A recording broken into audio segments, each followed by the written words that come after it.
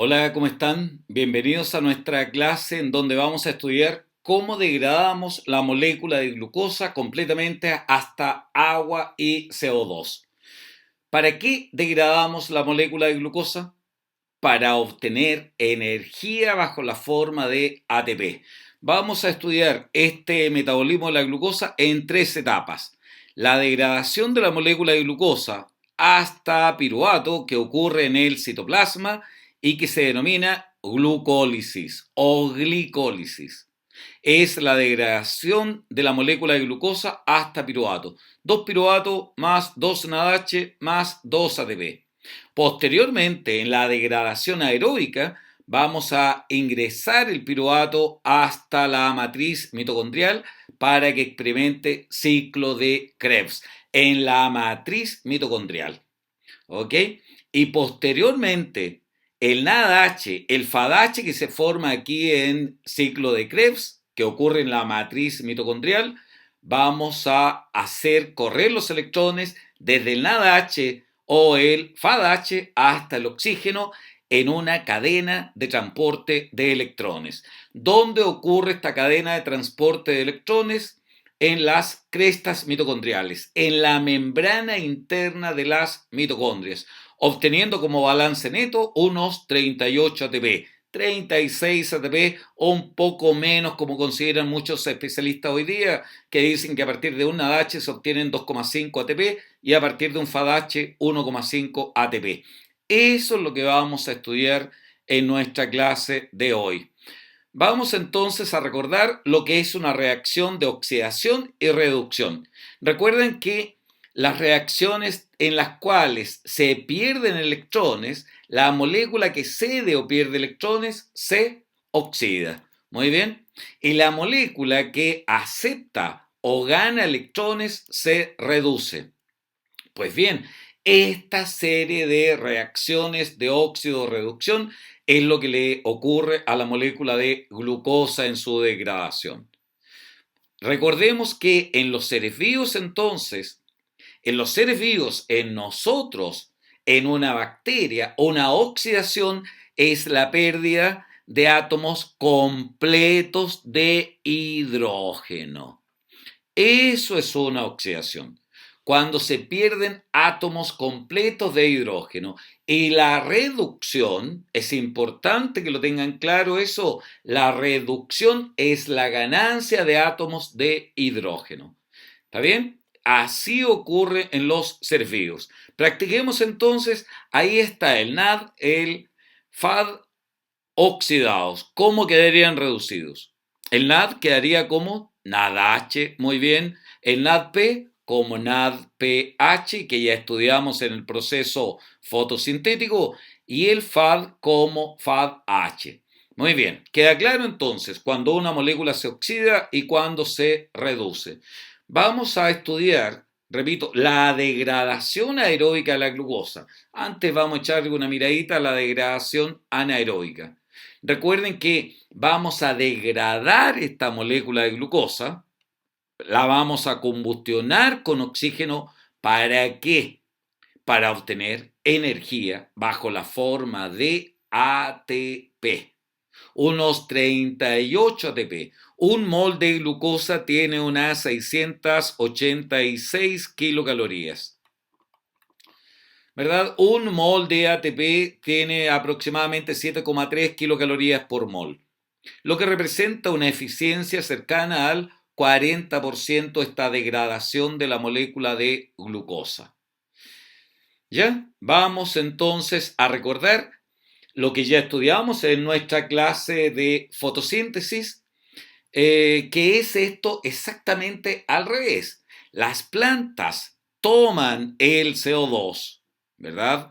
Más el agua, los electrones del agua, los hidrógenos del agua, y ¿qué producen con esto? Moléculas orgánicas como la molécula de glucosa, liberándose oxígeno. Y miren nosotros, en nuestras mitocondrias, ellas también, es cierto, nosotros también vamos a combustionar esta molécula de glucosa en presencia de oxígeno para obtener ¿qué? Energía bajo la forma de ATP. También, por cierto, en estas reacciones se disipa gran cantidad de energía como calor. No toda la energía, pese a la eficiencia cercana a un 40% de nuestras mitocondrias, gran parte se disipa también como calor. ¿Ok? Y al final de la degradación de la glucosa obtenemos agua y CO2, que las plantas utilizan, fabrican moléculas orgánicas, o sea, nosotros todo el trabajo que hacen las plantas para obtener moléculas orgánicas y liberar oxígeno, y nosotros hacemos el proceso exactamente al revés. Eso es lo que vamos a estudiar. Profesor, perdón, ¿qué significa este ATP? ATP es el adenosín trifosfato. ¿Qué es el ATP? Está formado por un azúcar, que es la ribosa, la adenina, una base nitrogenada, y 3 grupos fosfato. Ese es el fantástico ATP. ¿Está bien? ¿Para qué nos sirve este ATP? Este ATP les permite a ustedes en este momento pensar, moverse, les permite ver absolutamente todo. ¿Usted quiere fabricar una proteína? ATP. ¿Usted quiere juntar neurotransmisores en sus neuronas? ATP. ¿Ok?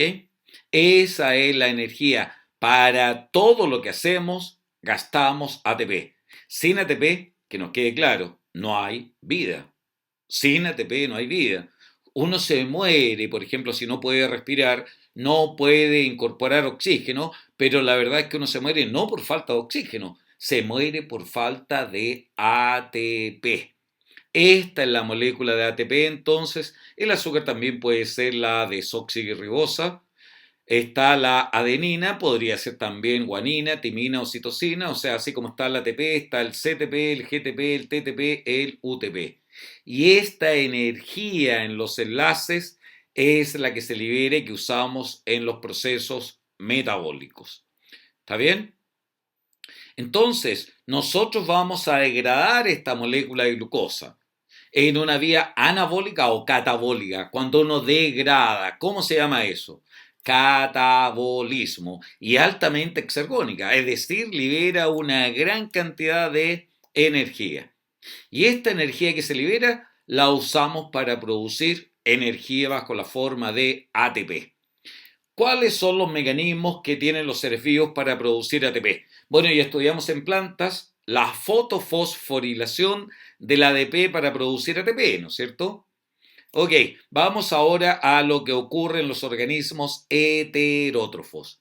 ¿De dónde obtiene energía? Desde una bacteria hasta el organismo más complejo, de fermentación, una degradación anaeróbica de la glucosa, la respiración celular aeróbica o degradación aeróbica de la glucosa, que es la principal fuente de nuestra energía. La mayor parte de la energía que usamos nosotros proviene de la degradación aeróbica.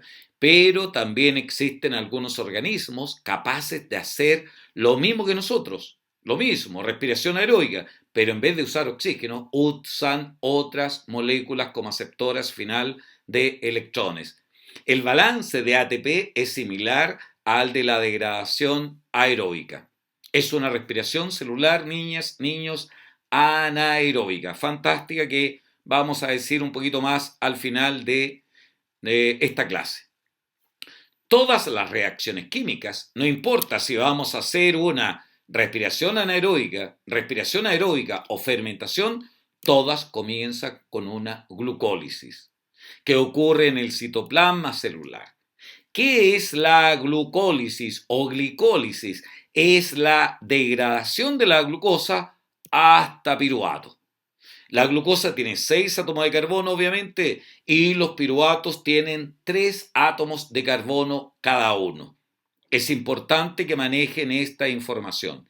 Esta degradación de la glucosa hasta piruvato se denomina de glucosa hasta piruvato se denomina glucólisis. ¿Cuántos piruvatos, profesor? 2 piruvatos, 3 átomos de carbono cada uno. ¿Está bien? Recuerden que estamos degradando la molécula de glucosa para obtener energía. Entonces, esto es lo primero que nos sorprende. Vaya, ¿se gasta ATP? Exactamente. Podemos decir que se hace una inversión de ATP. Se invierten 2 ATP. ¿Qué más le pasa a la molécula de glucosa en este proceso de degradación? Ella además se oxida, muy bien, y los electrones los acepta esta coenzima NAD y se forma NADH. ¿Ok? En esta glucólisis. Ustedes dirán, hemos perdido, profesor ATP, hemos formado NADH y todavía no ganamos ATP. Exactamente. Aquí viene la ganancia de ATP. Se producen 2 ATP ahí y 2 ATP acá. Entonces, el balance neto, si invertimos 2 ATP y se fabrican otros 4 ATP, el balance neto es cuánto ganamos. La ganancia neta es 2 ATP. ¿Está bien? Esta degradación entonces, ya vamos a ver en detalle las moléculas, pero esto es lo fundamental. Esta degradación de glucosa hasta piruvato se denomina glucólisis. Profesor, ¿y qué hemos ganado? 2 piruvatos. ¿Qué más hemos ganado? En la glucólisis. 2 ATP, ganancia neta. ¿Y qué más hemos ganado? 2 NADH. ¿Ok? Es importante que manejemos esto. Hemos ganado, repito, 2 piruvatos, ahí están. 2 NADH en la glucólisis, 1 NADH, 2 NADH y 2 ATP ganancia neta. ¿Está bien? Profesor, ¿hay seres vivos que viven haciendo solo glucólisis para poder vivir? No. Nadie puede vivir haciendo solo glicólisis. ¿Por qué, profesor? Piensen ustedes, ¿qué se le acabaría a la célula? Paren aquí el video y piensen un poquito. ¿Qué pasaría si detenemos la reacción aquí? A la célula se le agotaría esta coenzima, que es el NAD, que actúa como aceptora transitoria de electrones. ¿Se fijan? ¿Por qué se le agotaría, profesor? Porque la molécula de glucosa invierte ATP, se oxida, se forma NADH. No hay NAD. Todo está reducido como NADH. Ah, entonces nadie puede hacer solamente glicólisis para poder vivir porque se le acabaría el NAD. Profesor, ¿no hay ningún ser vivo entonces que haga solo glucólisis? Nadie. Lo menos que puede hacer un ser vivo para poder vivir es una fermentación. Profesor, ¿y qué fermentación? Ah, dependiendo del producto, la fermentación puede ser, si el producto es lactato, se llama fermentación láctica. Si el producto es alcohol, se llama fermentación alcohólica o fermentación etílica. Profesor, ¿y qué es la fermentación entonces? Ah, es la degradación de glucosa hasta lactato, fermentación láctica, hasta etanol o alcohol etílico en la fermentación alcohólica.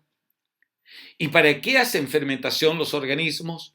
Para obtener energía bajo la forma de ATP.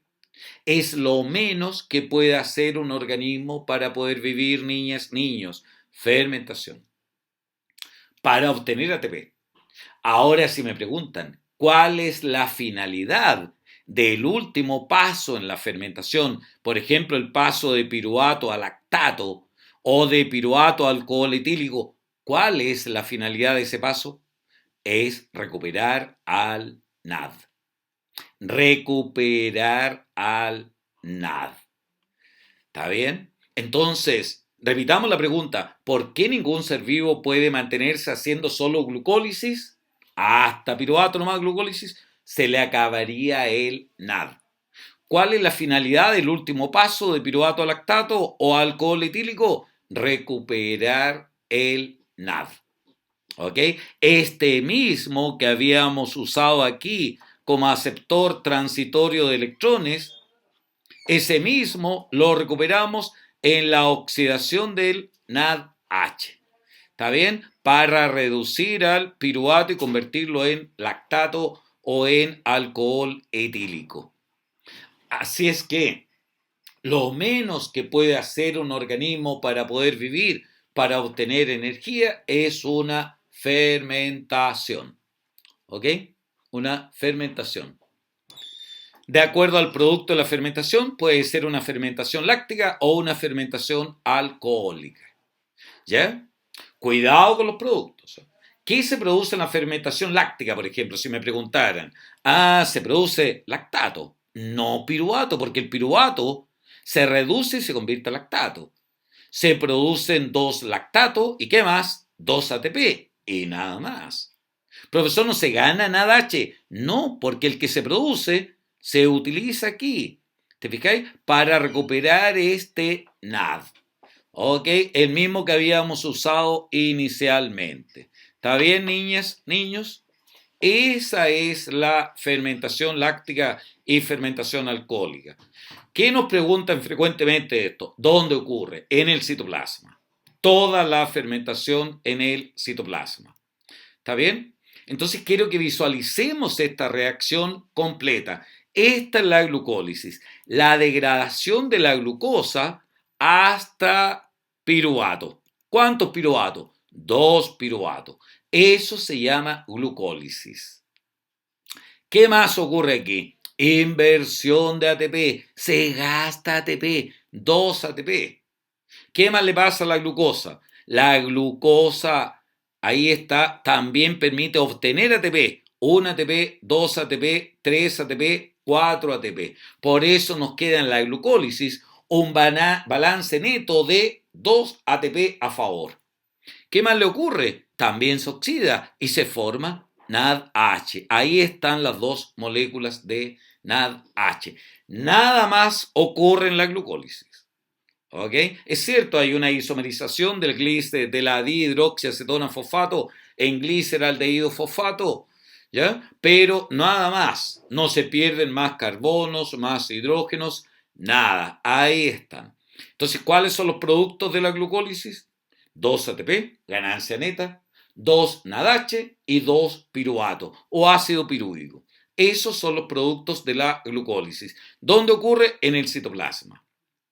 ¿Puede un organismo vivir haciendo solo glucólisis? No.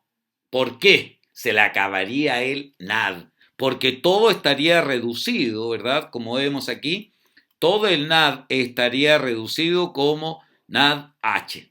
Nadie puede vivir haciendo solo glucólisis. ¿Y dónde ocurre, profesor? En el citoplasma celular. ¿Y qué es lo menos que puede hacer una célula? Lo menos que puede hacer una célula es convertir este piruvato en lactato, por ejemplo, recuperando el NAD, o en alcohol etílico. Recuerden que el alcohol etílico, quiere decir que tiene 2 carbonos, por lo tanto también se libera CO2. En la fermentación alcohólica se produce también dióxido de carbono. En el paso de piruvato a alcohol etílico que vamos a ver también. Profesor, ¿será necesario aprenderme que la glucosa se convierte en glucosa 6-fosfato, luego en fructosa 6-fosfato mediante una isomerasa, 1,6-difosfato, gliceraldehído fosfato? No.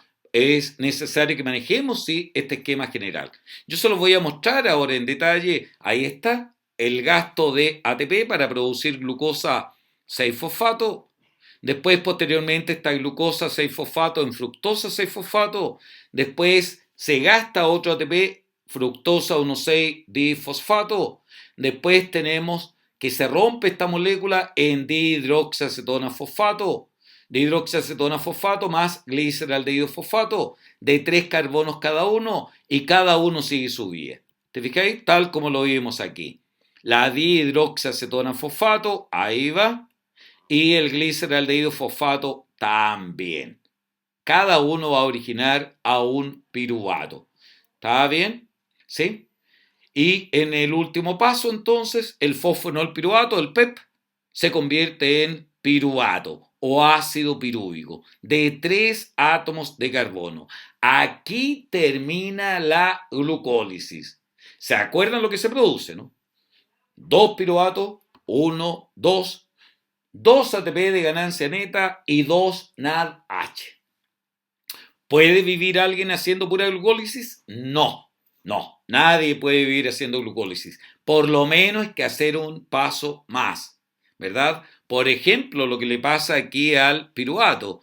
El piruvato se convierte en alcohol etílico en la fermentación alcohólica. Recuerden que el etanol tiene solamente 2 carbonos. Por eso, además, no se olviden sumar en la ecuación el dióxido de carbono. ¿Ya? El piruvato se convierte finalmente en alcohol etílico, liberando cada piruvato una molécula de dióxido de carbono. Como son 2 piruvatos, se forman 2 etanol más 2 moléculas de CO2 y se recupera el NAD. Esa es la finalidad del último paso en la fermentación. Y en la otra fermentación láctica, lo mismo. El piruvato, ¿verdad? Se reduce porque el NADH le entrega el hidrógeno y se convierte en lactato. ¿Cuál es la finalidad del último paso en la fermentación? Recuperar el NAD. No se gana ATP en el último paso que hemos visto. ¿Está bien, niñas, niños? Entonces, si le piden a ustedes resumir la glucólisis o glicólisis, acuérdense, glucosa hasta piruvato. ¿Cuántos piruvatos? 2 piruvatos. ¿Qué más ganamos? 2 NADH y 2 ATP. Excelente. Esa es la glicólisis. Y en la fermentación, profesor, hagamos ahora la fermentación láctica. Entonces, ustedes acuérdense de los productos. ¿Qué se produce? Fermentación láctica. Muy bien, 2 lactato. ¿Qué más? 2 ATP. Muy bien. ¿NADH? No, porque el que se produce en la glicólisis se gasta y se libera el NAD. Así es que ganamos, ¿qué? 2 lactato y 2 ATP. Y en la fermentación alcohólica, ¿qué se gana? Muy bien, 2 ATP. ¿Qué más? 2 alcohol etílico. ¿Y qué más? 2 CO2. Muy bien, esa es la ecuación. Recuerden que el adenosín trifosfato tiene 3 fosfatos, ¿verdad? ¿Y de dónde sale, profesor? Del adenosín difosfato. Tiene un fosfato, 2 fosfatos, más un fósforo inorgánico, se produce el ATP. ¿Está bien? Eso es lo menos que puede hacer un organismo para vivir. Fermentación alcohólica, láctica. Hay también otros tipos de fermentación. ¿Estamos bien, niños? ¿Niñas? Ya. El proceso de la glicólisis, entonces, o ruta de Embden-Meyerhof, corresponde a la secuencia que ocurre en el citoplasma por el cual se degrada la molécula de glucosa hasta 2 piruvato, 2 NADH y 2 ATP como ganancia neta. ¿Está bien? Muy bien, vamos ahora a la degradación aeróbica de la glucosa. Fíjense que la degradación aeróbica de la glucosa también parte con una glicólisis. Glicólisis, ¿verdad? O sea, degradación de la glucosa hasta piruvato. Muy bien, ¿cuántos piruvatos? 2 piruvatos. Ahí se detiene. ¿Qué más ganamos? 2 NADH. Muy bien, ahí están. Los 2 piruvatos, los 2 NADH. ¿Está bien? Ahí está un NADH, 2 NADH, los 2 piruvatos y los ATP que ya los habíamos ganado, ¿verdad? Ahí están 2 ATP aquí, 2 ATP acá, menos los 2 ATP que habíamos gastado en el proceso de glucosa, glucosa 6-fosfato y en el paso de fructosa 6-fosfato a 1,6-bifosfato. ¿Está bien? Entonces, nosotros detenemos la degradación de la glucosa en piruvato, glucólisis. No hacemos fermentación en nuestras mitocondrias. ¿Qué me debieran preguntar ustedes de inmediato? ¿Cómo se recupera el NAD? Muy bien. ¿Cómo recuperamos el NAD? Aquí viene lo fantástico. Miren lo que hacemos nosotros con este piruvato. Este piruvato o ácido pirúvico lo ingresamos a las mitocondrias. ¿A qué, profesor? A experimentar el ciclo de Krebs, en honor a él, que fue quien describió las principales rutas metabólicas de este hermoso ciclo del ácido cítrico o ciclo de Krebs o de los ácidos tricarboxílicos. ¿Está bien? ¿Dónde ocurre este ciclo de Krebs, profesor? En la matriz mitocondrial. El piruvato o ácido pirúvico entra a la mitocondria y repito, en la matriz, cuidado que eso también lo vamos a preguntar, en la matriz mitocondrial están las enzimas que hacen posible este ciclo de Krebs. ¿Y qué le pasa al pobre piruvato o ácido pirúvico? Profesor, lo pierde todo en este ciclo de Krebs. Los carbonos y los hidrógenos. ¿Ok? Y los oxígenos también. Lo pierde todo. De hecho, de entrada a él, ya, ¿qué le pasa al piruvato? Miren lo que se forma. NADH. ¿Qué le pasó al piruvato? Se oxida. ¿Qué más le pasa? Se oxida en este ciclo de Krebs, ¿verdad? Se sigue oxidando, se sigue formando NADH. NADH o un pariente del NADH que es el FADH. ¿Se fijan? Pierde los hidrógenos el piruvato, ¿ok? En este ciclo de Krebs. ¿Está bien? ¿Qué más? De entradita él además pierde este CO2, se descarboxila y se llama acetilo. Le quedan dos carbonos. Acetilo. Y para poder entrar a este ciclo tan exclusivo, se une a la coenzima A. Y quien entra entonces a ciclo de Krebs es la acetilcoenzima A. Y esta es una pregunta que me hacen. Entonces me dicen, profesor, ¿no es el piruvato? Sí es el piruvato, solo que antes de entrar al ciclo de Krebs y sufrir una condensación con el ácido oxaloacetato o oxaloacético, al tiro el ácido pirúvico se oxida, se descarboxila, ¿sí? Y se llama acetilo. Se une a la coenzima A, por eso lo llamamos acetilcoenzima A. ¿Y qué más le pasa a él, profesor? Lo pierde todo, pues. Pierde los hidrógenos, como NADH, NADH, NADH, FADH. 4 NADH por cada piruvato, para que lo vayamos sumando. 4 NADH por cada piruvato. ¿Ya? Como son 2 piruvatos, son 8 NADH. Es cierto, también se libera energía, la cual es usada para producir el GTP, el guanosin trifosfato, que es equivalente al ATP, unas 7,3 kilocalorías por mol. ¿Ya? O sea, en el ciclo de Krebs también se forma un poco de energía, profesor. Sí, pero cuidado, la mayor parte de la energía, la mayor parte del ATP no se produce en ciclo de Krebs. No. La mayor parte del ATP, como vamos a ver, se produce en la cadena respiratoria o cadena transportadora de electrones. ¿Ya? Entonces, ¿cuál es la finalidad del ciclo de Krebs, profesor? Producir coenzimas reducidas. ¿Cuáles, profesor? NADH y FADH. ¿Estamos bien? 4 NADH por cada piruvato. Y un FADH. Y un GTP también, no se olviden. Profesor, y nosotros en enseñanza media necesitamos aprendernos de memoria algunos nombres. El citrato o ácido cítrico, ustedes saben, el isocitrato, el alfa-acetoglutarato, succinil-CoA, succinato, fumarato, malato y se recupera el oxaloacetato. O sea, lo único que se destruye aquí es lo que quedaba del piruvato. Y saliendo, ahí están las moléculas de CO2. ¿Te fijáis? Sale CO2, CO2. Dos nomás, pues, porque le quedaban dos al piruvato. Ya había perdido uno de entrada. Ahí están los 3 CO2, los 3 carbonos que les quedaban al piruvato. Pierde uno de entrada. Aquí en el paso de isocitrato a alfa-acetoglutarato, pierde el segundo. Y el tercero lo pierde en el paso de alfa-acetoglutarato a succinil-coenzima A. Entonces, cuidado, la finalidad del ciclo de Krebs es producir, la principal, coenzimas reducidas. ¿Cuáles, profesor? NADH y FADH. La mayor parte de la energía no se produce en el ciclo de Krebs. La mayor parte del ATP, ¿no es cierto? No se produce en ciclo de Krebs. ¿Y dónde ocurre esto? ¿Se acuerdan?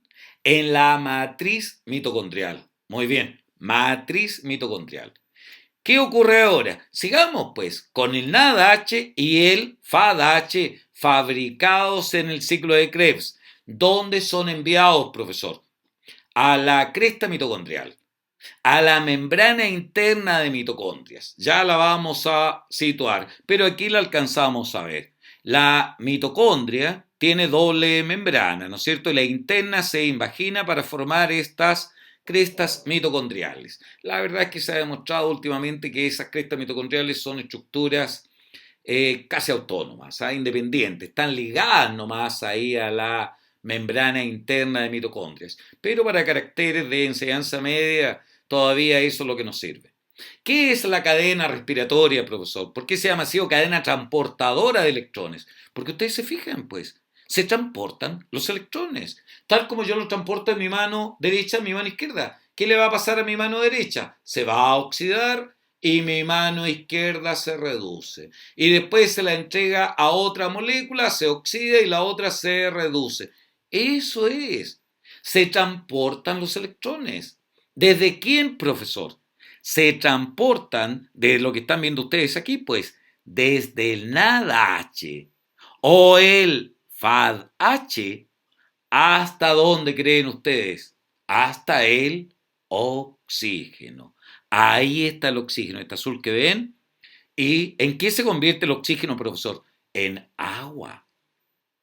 ¿Y cuál es la finalidad del oxígeno, profe? Actuar como último aceptor en la cadena de transporte de electrones.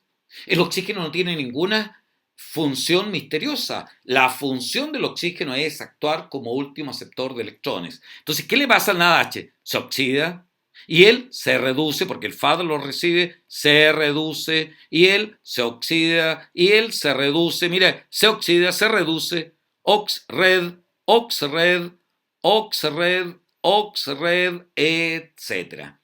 ¿Verdad? Desde el NADH, FADH, coenzima Q, citocromo B, citocromo C, citocromo A, citocromo A3, fluyen los electrones.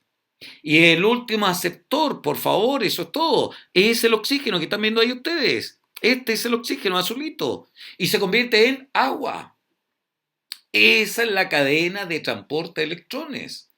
¿Y dónde está, profesor? En la cresta mitocondrial, en la membrana interna mitocondrial.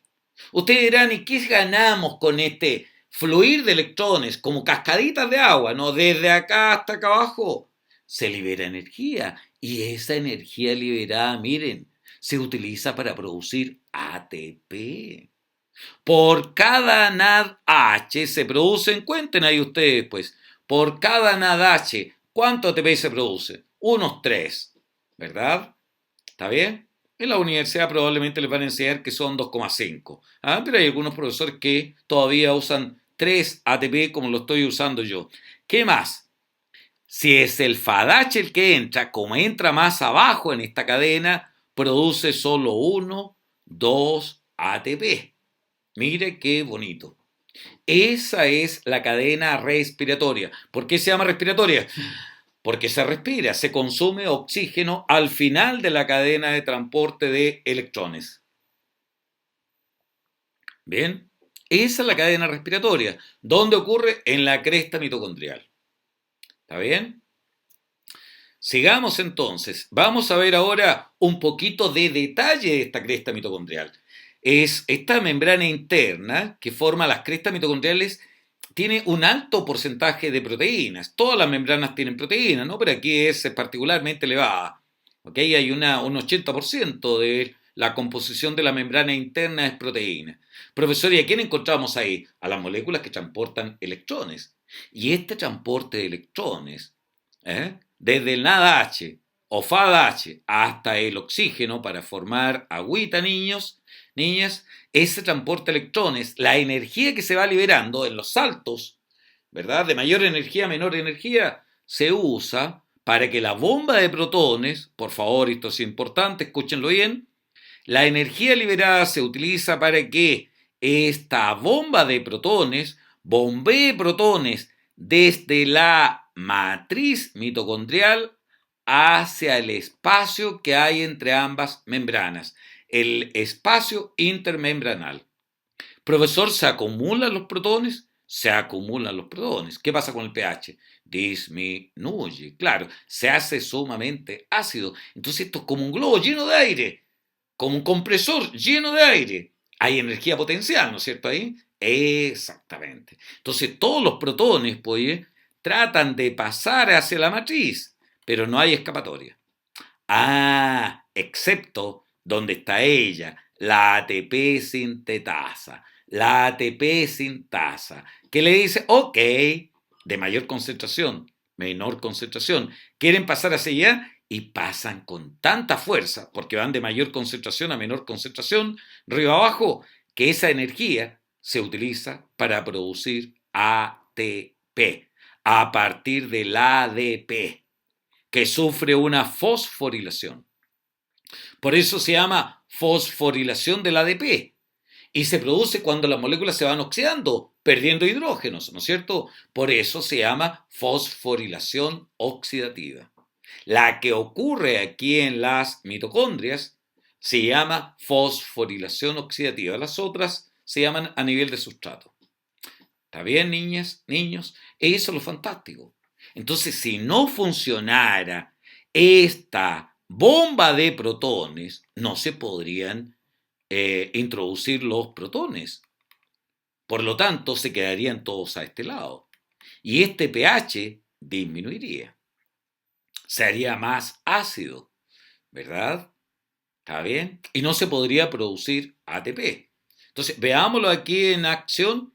Estamos ¿dónde, profesor? En la cadena de transporte de electrones. ¿Dónde? En la cresta mitocondrial. Más específicamente, en la parte interna de la membrana, en la membrana interna mitocondrial. ¿Ok? ¿Qué es lo que ocurre ahí, profesor? Fluyen los electrones y en este flujo de electrones, la bomba de protones bombea protones hacia el espacio intermembranoso. Por eso está muy positivo aquí, lleno de protones, los cuales la célula le dice, ¿quiere salir? Ok, salga, pero con tanta fuerza que esa energía se utiliza para producir la fosforilación del ADP y producir ATP. Entonces, la bomba transportadora de protones es una proteína integral de la membrana mitocondrial interna, formada por tres subunidades diferentes que forman un poro. Y por este poro ingresan a la matriz los protones que se generan en la cadena transportadora de electrones. ¿Está bien? La bomba entonces, cuidado, esta bomba que transporta protones hacia este espacio intermembranal es uno de los componentes de la enzima ATP sintasa o ATP sintetasa, que cataliza la producción de ATP. Miren qué hermoso proceso, niñas, niños. Ahí está. La entrada de protones entonces a la matriz mitocondrial por el poro de la bomba de protones, como van con tanta fuerza hacia la matriz, esa energía que se libera se utiliza para producir ATP, fosforilación oxidativa. Entonces de repente ustedes se complican, ¿qué es una fosforilación? Ganancia de fósforo. ¿Por qué se llama oxidativa? Porque la energía viene de una oxidación, que en los seres vivos es la pérdida de átomos completos de hidrógeno. Quiero hacer un paréntesis sobre esta bomba transportadora de protones, que transporta los protones desde la matriz hacia el espacio intermembranal, ¿no es cierto? Por eso en la matriz el pH aumenta, se hace menos ácido, porque los protones se fueron todos a la intermembrana. Y en el espacio intermembranoso el pH disminuye. Cuidado que esto se pregunta también, por eso lo estoy destacando. Se los puedo preguntar en una prueba. Si esta bomba transportadora de protones dejara de funcionar, los iones, protones, se acumularían en la matriz, se quedarían ahí, ¿verdad? Si no funcionara, no se podrían llevar hasta acá, por lo tanto se acumularían aquí y el pH de la matriz disminuiría, se haría más ácido. ¿Está bien? Entonces, en este metabolismo de la glucosa, niñas, niños, tenemos una ganancia neta de 38 ATP. ¿Se acuerdan? Cada piruvato producía 4 NADH, son 8, más los 2 que ganamos en la glucólisis, 10. A 3 ATP cada uno, son 30. Cada FADH produce 2 ATP. Como son 2 FADH, uno por cada piruvato que da la vuelta, son 4 ATP. Son 34 ATP. Más los 2 GTP que ganamos, 36. Los que ganamos en ciclo de Krebs. GTP, 36. Más los 2 de la glucólisis, 38 ATP. ¿Y dónde ocurre, profesor, la glucólisis y la fermentación? Cuidado que eso se los voy a preguntar también aquí en el citoplasma. Y ciclo de Krebs en la matriz mitocondrial. Y la cadena de transporte de electrones en la cresta mitocondrial, en la membrana interna de las mitocondrias. Recuerden que estos son organelos con doble membrana. Estudiamos en célula, le tengo grabada también esta clase, el origen de la doble membrana, de acuerdo a lo que postuló Lynn Margulis, ¿verdad? Tienen ADN también estas mitocondrias, circular, cerrado, desnudo, lo que hace pensar, inferir, suponer que antes eran bacterias. Tienen además ribosomas de tipo procarióntico, membrana externa, membrana interna, que forma aquí la cresta mitocondrial. El espacio que está dentro de la mitocondria es la matriz mitocondrial. Membrana externa, entonces, membrana interna, espacio intermembranoso lleno de protones, sumamente ácido gracias a la bomba de protones. Y aquí en esta cresta mitocondrial está ella, la fantástica, la ATP sintasa. La ATP sintetasa que nos permite obtener ATP por el NADH y el FADH. Entonces, la glucólisis ocurre en citoplasma, en la degradación de la glucosa hasta 2 piruvatos, ¿se acuerdan? ¿Está bien? Ganamos 2 NADH también y 2 ATP. El piruvato entra a ciclo de Krebs. En la matriz mitocondrial ocurre el ciclo de Krebs. ¿Cuál es la finalidad? Producir NADH y FADH. Es cierto que se genera ATP. Y en la cadena respiratoria, los 10 NADH, a 3 ATP cada uno, producen 30 ATP en la cadena respiratoria y los FADH producen 2 ATP cada uno, ¿verdad? Lo que nos da un balance de 38 ATP aproximadamente. Un aporte de un uso efectivo de un 40% prácticamente de la energía que tiene un mol de glucosa. Bien, ahí está nuevamente entonces, por si les preguntan, ¿dónde ocurre la glucólisis? Aquí en el citoplasma. ¿Qué es la glucólisis? Degradación hasta piruvato. ¿Puede vivir alguien haciendo pura glucólisis? No, se le acabaría el NAD. Lo menos que puede hacer un ser vivo para poder vivir es una fermentación. ¿Qué fermentación? Dependiendo del producto, láctica o alcohólica. ¿Cuál es la finalidad? Porque todo esto se llama fermentación. La finalidad de la fermentación, obtener energía bajo la forma de ATP. ¿Cuál es la finalidad de los últimos pasos? De piruvato a lactato, por ejemplo, o alcohol etílico, recuperar el NAD para que siga trabajando aquí, aceptando electrones. ¿Dónde ocurre el ciclo de Krebs? En la matriz mitocondrial. Ahí el piruvato, ¿verdad? Se oxida, se descarboxila, se une a la coenzima A y como acetilcoenzima A se une al oxaloacetato y forma citrato, isocitrato, alfaceto glutarato, succinato, fumarato, malato y se recupera el oxaloacetato. ¿Está bien? Todo eso aquí, en la matriz mitocondrial. Y en la cresta mitocondrial, fantástico. Ahí ocurre la síntesis de ATP. ¿Está bien? Entonces los seres vivos obtienen energía haciendo una fermentación, una respiración celular aeróbica o una respiración celular anaeróbica. Recuerden que la única diferencia que hay en la respiración anaeróbica que realizan algunos procariontes es el uso de una molécula distinta del oxígeno. Pueden usar nitratos, algunos sulfatos, como últimos aceptores de electrones. Entonces nosotros, ¿cuál es el rol del oxígeno? Es actuar como último aceptor de electrones. O sea que si tuviéramos otra sustancia que actuara como último aceptor de electrones, profesor, con la misma eficiencia que el oxígeno podríamos vivir, pero por supuesto, pues. Pero no hay, no tenemos. El metabolismo nuestro es aeróbico. Entonces, cuidado, les puse este apunte aquí. No me vayan a confundir respiración anaeróbica con fermentación. Eso no es respiración celular, ¿verdad? Es un proceso anaeróbico, pero no participa en nada parecido a una cadena de transporte de electrones. Si la única diferencia, repito, entre respiración aerobia y anaerobia es el último aceptor de electrones. Así entonces, hemos degradado, niñas, niños, nuestra molécula de glucosa en agua y CO2. ¿Para qué? Para obtener energía bajo la forma de ATP. Espero haberme hecho entender.